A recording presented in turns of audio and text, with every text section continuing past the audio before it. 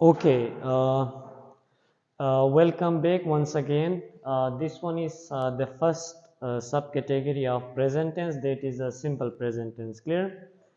So first of all, let me tell you the definition. I have defined this one in one line. That is, simple present tense is used to talk about. Simple present tense is used to show the time of an action or state. This one shows the time of an action or state. As it's already clear that the word tense means time, or we may say period. Okay, so now this tense is used to show the time of an action or state. Action means the process in which we perform a task. Clear? And when we perform task, we move physically. So state is just, we can say, condition where we do not perform any action or any task. Clear? So this one is used to show the time of an action or state when action or state happens or exists regularly, daily, or habitually. Clear? Whenever an action or state that happens or that exists, that is performed regularly, daily, or habitually, we need to use this very simple present tense. Okay. So I have structure. I have drawn two different structures. One is for state, and second one is for action. Clear? So just now come to the structures of state. For state, first in positive, I mean in declarative sentence, we need to first use subject. If you don't know what subject is, you need to go to the very first videos where I have discussed what subject is, what object is, and what complement is. Clear? That is very important. So subject simply we say noun or pronoun that performs an action in a sentence, or when a noun or pronoun that we talk about in a sentence, that is subject. So now, in positive sentence, first we have subject, then to be form of verb is mr. They are called to be form of verb. Then rest of the sentence. Rest of the sentence means object or complement. As I said, I have already discussed what object is or what complement is, and I have further clarified the difference between object and complement. You must watch that video, and I will try to. I will just give you the link. Clear? You may go through that link. For the negative, we have a subject, then we have to be form of verb, then not, then rest of the sentence. This not is called adverb of negation. Mostly students have problem in this very point. Clear? This is called adverb of negation, which negates something. Clear? For interrogative, again we have first to be form of verb, then subject, then rest of the sentence. Clear? For negative interrogative, where we ask questions but about negative statements. Okay. For negative interrogative, first we have to be form of verb, then subject, then not, then rest of the sentence. Now come to the examples. Look, I am a teacher. Now this is a declarative sentence, assertive sentence, positive sentence. As it's mentioned here, I am a teacher. Now this means I am a teacher. Now look, in this very sentence, we do not talk about any action. It is state. Being a teacher means we do not perform any action. That is just state. Clear? Then you are not a doctor. Now look, this is negative structure. This example for negative structure. Clear? You are not a doctor. This one is also a state. We do not perform any action, or we do not talk about any action in this sentence. Clear? Then, are they students? Clear? It's interrogative, savalia. Then, is she not a nurse? Negative interrogative. Clear? So now come to the structure for action.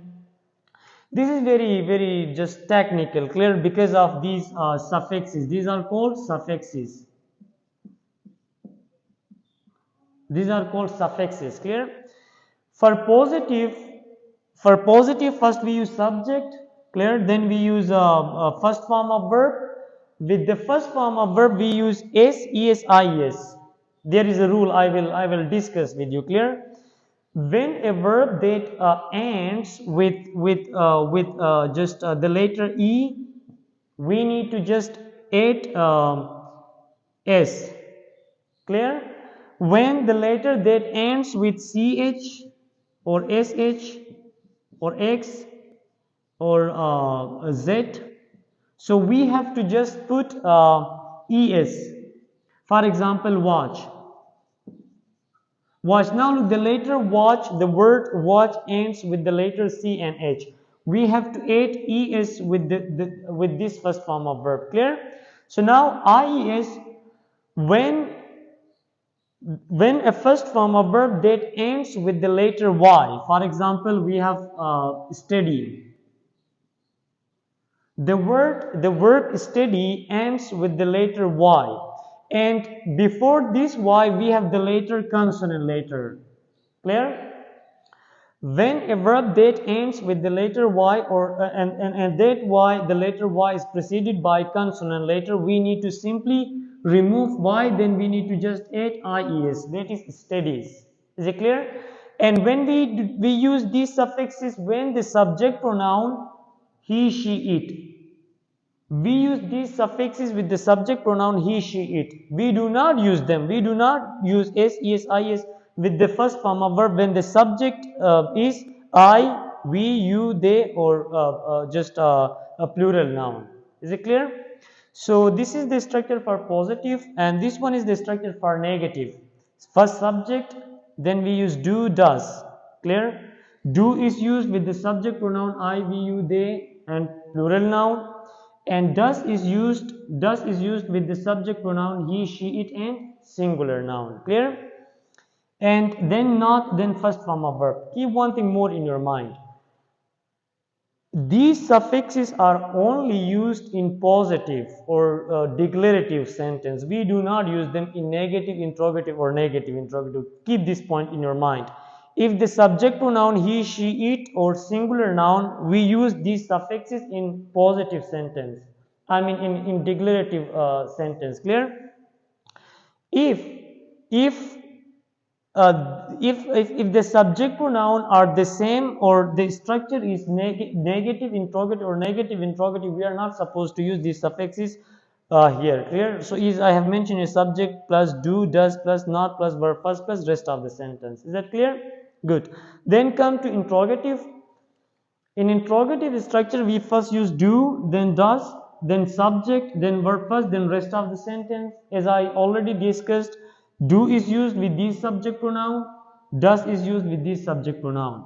Then subject, then not, then again first form of verb. We do not use s, es, is in negative interrogative or negative interrogative.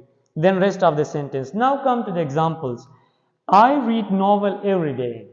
Now, as I said in the definition, simple present tense is used to talk about an action or state that happens daily, regularly, or habitually. Similarly, as I have mentioned here, I read novel every day. Means the action of reading novel happens daily, regularly. Clear?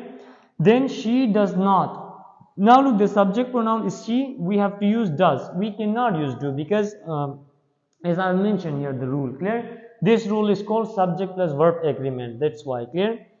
Then for interrogative, do first we use do. Then look, do they come to class regularly? It's an example for interrogative. Then for negative interrogative, does she not smoke cigar habitually? Is it clear? So this was all about simple present tense. Clear? As I have mentioned here, the structure for state as well as structure for action. Clear? So if you have any kind of queries or questions, you may drop your message to the message box. I will happily respond to you. Clear? Thank you so much.